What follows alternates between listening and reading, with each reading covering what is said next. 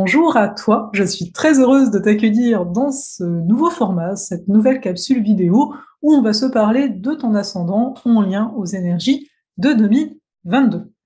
Pour rappel très important, nous ne sommes pas que notre ascendant, hein. On a notre ascendant, on a notre signe solaire, lunaire et plein d'autres choses encore. Donc là, cette vidéo vise à donner une tendance pour l'année 2022. Parfois, je te dirais que certaines choses, ça fait déjà peut-être plusieurs années qu'il y a ce type d'énergie-là. Mais voilà, ne prends pas ça pour argent comptant, sois dans ton discernement. Et donc, pour rappel, hein, l'astrologie est bien plus ample que juste l'ascendant ou juste le signe solaire, etc. Si tu n'es pas sûr de ton ascendant, je t'invite à regarder ma vidéo Le triangle d'incarnation. Je te mets le lien dans le commentaire. C'est une vidéo gratuite où je te parle de ton signe ascendant, de ton signe solaire, de ton signe lunaire, et surtout, ça va te permettre de chercher, de créer ta carte du ciel et donc d'en savoir un petit peu plus sur toi. Sans plus tarder, on va commencer cette capsule. Bonjour à toi, si tu es présent pour cette vidéo, c'est que tu es ascendant Scorpion. Nous allons donc voir qu'est-ce que les énergies 2022 te réservent. Déjà, nous allons parler de la planète Jupiter qui est rentrée en date du 29 décembre dans le signe du Poisson, ce qui veut dire que pour toi, Jupiter est en maison 5 en ce début d'année, parce qu'il reste en Poisson jusqu'au mois d'avril, et ensuite Jupiter va passer en Bélier du mois de mai au mois de septembre inclus. Alors, Jupiter en 5, ça peut te donner l'envie de t'amuser, l'envie de profiter de certaines joies que tu as pu mettre de côté jusque-là. Donc en tant qu'ascendant Scorpion, tu as envie d'avoir du fun, tu as envie de rencontrer des gens qui te font du bien, qui ouvrent tes horizons, tu as envie d'amour, on va dire ça comme ça. Au niveau des enfants, il y a peut-être un côté d'enseignant, une posture plus d'enseignant que tu as envers tes enfants ou toute personne que tu considérais comme enfant. Au niveau de la créativité, alors là, ça va à foison, tu peux être très très créatif. Donc ça, c'est du début de l'année à avril. Et puis Jupiter reviendra en Poisson du mois d'octobre au mois de décembre de 2022.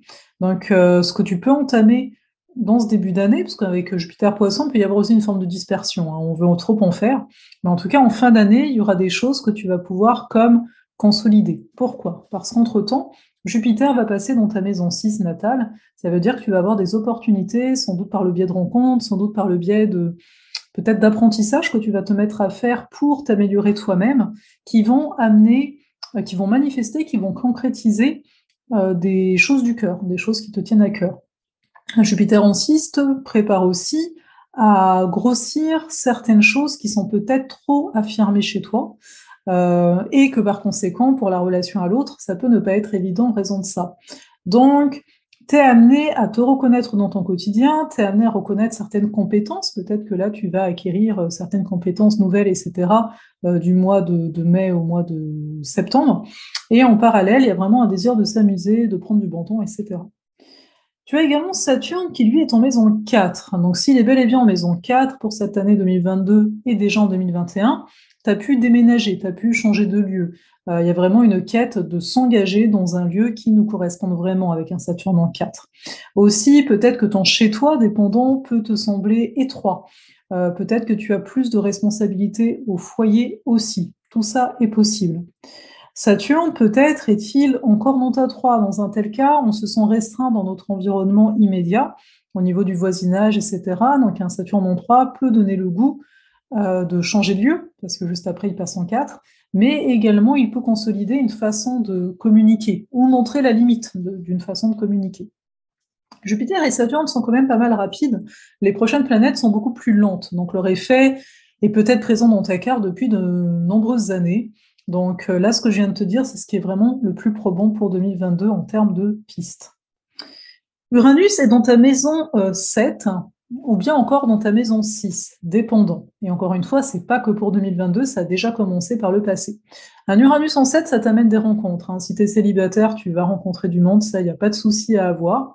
Si tu es en couple, il y a quelque chose à changer dans ta relation de couple. Soit certains vont vouloir changer de relation, soit en fait vous voyez qu'il y a des choses qui ne fonctionnent plus parce que vous n'êtes plus totalement la même personne. Ça peut être aussi au niveau des contrats, des engagements, il peut y avoir de chouettes collaborations qui apparaissent dans votre vie ici. Si Uranus est davantage considéré dans votre maison 6, eh bien c'est au niveau du quotidien, il y a une forme d'instabilité, une difficulté peut-être à mettre en place certaines nouvelles habitudes ou au contraire une quête du nouveau dans le quotidien. Vous voyez qu'il y a une quête de nouvelles compétences, de nouveaux acquis afin de vivre la relation à l'autre différemment. On a également Neptune qui serait dans votre 5, donc ça fait plusieurs années qu'elle est en 5, donc vous rêvez de romantisme, de la grande histoire d'amour. Vous avez une tendance aussi à vous intéresser un peu aux différents courants, aux différentes modes, aux différentes tendances qui peuvent avoir lieu. Vous aimez apprendre ici du plaisir, notamment ici en avril. Il y a sans aucun doute une grande inspiration qui va avoir lieu pour vous et vous allez vouloir en profiter pleinement. Alors, est-ce que ça va être une activité coup de cœur? Est-ce que si vous êtes créatif, vous allez vous retrouver dans une période très très créative? À suivre. Aussi, Pluton est en maison 3, donc là c'est la remise en question de l'environnement immédiat, aussi dans la façon de communiquer, peut-être aussi au niveau de la fratrie. Pluton est très très lent, donc ça je vous le dis, mais ça fait peut-être déjà 5, 6 ans, 7 ans pour certains qu'il est dans votre maison 3, donc vous voyez qu'il y a peut-être des interrogations au niveau du lien à l'autre. Ce qui est important ici, c'est de voir qu'en janvier, Vénus rétrograde est dans cette maison 3 pour vous, donc ça donne le ton pour le reste de l'année. Par conséquent, ça veut dire que cette histoire de comment communiquer, ce lien à l'autre aussi par rapport aux fratries, par rapport aux gens qui vous semblent proches, ça va être un thème redondant pour vous pendant 2022. Donc voilà les ascendants scorpions, ce que je peux vous dire, hein, les pistes, hein, vous êtes vraiment dans une période d'amélioration de vous-même. Petit à petit, vous croyez davantage dans cette nouvelle personne que vous avez commencé à construire depuis pas mal de temps. Donc voilà pour ça. J'espère que ça a été pertinent pour vous. N'hésitez pas à me le dire en commentaire, hein. C'est pas habituel pour moi de faire ce genre de format, voir comment ça vous parle ou pas. Et si vous voulez aller plus loin avec moi par rapport à votre ascendant scorpion, savoir qu'est-ce que ça veut dire être ascendant scorpion, comment on travaille avec cette énergie scorpion, etc., je vous convie, en date du dimanche 23 janvier, à un atelier sur l'ascendant que j'offre. Voilà, donc vous avez toutes les infos en commentaire. Là-dessus, je vous souhaite simplement une très belle année 2022.